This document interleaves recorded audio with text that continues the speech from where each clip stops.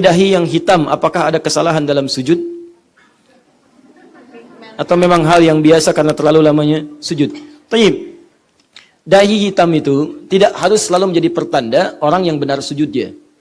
Tidak harus selalu menjadi tanda.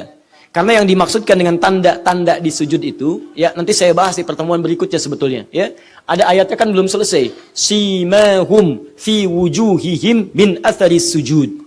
Orang yang sujudnya benar itu, bagaimana cara mengeceknya?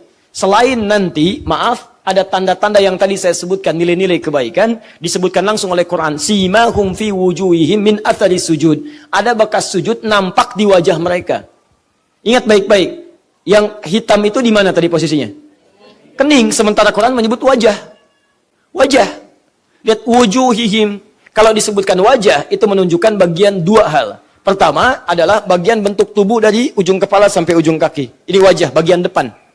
Bagian depan. Makanya ketika antum menunaikan sholat, baca doa istiftah atau iftitah, antum katakan wajah tu. Wajhiali, saya hadapkan wajah saya.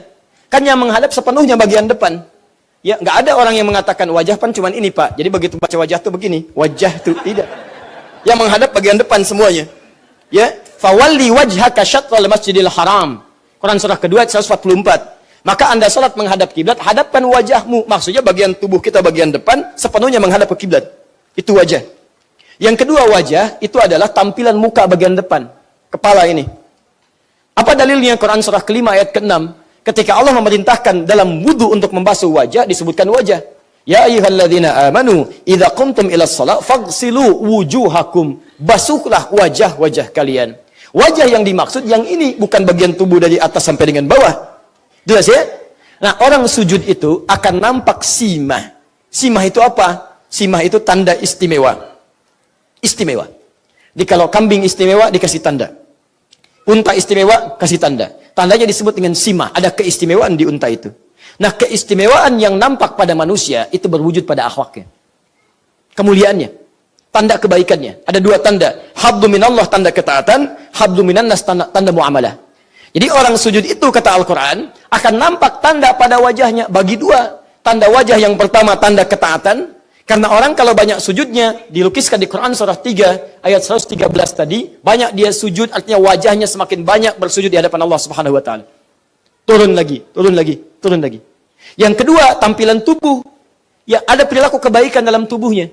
Jadi, wajahnya menampilkan senyum yang baik, tangannya perilakunya baik, kakinya baik. Itu yang dimaksudkan oleh para ulama sebagai orang-orang yang berhasil dalam sujudnya. Jadi yang dimaksud tanda sujud yang berhasil tidak harus melulu tampak pada tanda hitam di keningnya. Jika tanda hitam ini diiringi dengan penampilan akhlak yang mulia, akhlak terhadap Allah dengan bertambah ibadahnya, akhlak dengan manusia bertambah kebaikannya, maka itu tandanya sujudnya berhasil. Tapi kalau misalnya tanda keningnya ada hitam secara fisikal, tapi tidak diiringi dengan tanda akhlak yang mulia, maka kemungkinan besar itu hanya muncul pada akibat-akibat fisik dari lama saja sujud. Ketika anda terlampau lama seperti ini, jangankan orang sujud dalam sholat, orang biasa pun ketika begini, itu mungkin menampilkan tanda hitam di keningnya. Paham sampai sini? Taib.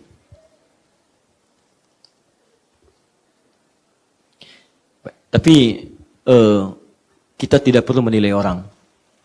Ya, kita bukan hakim.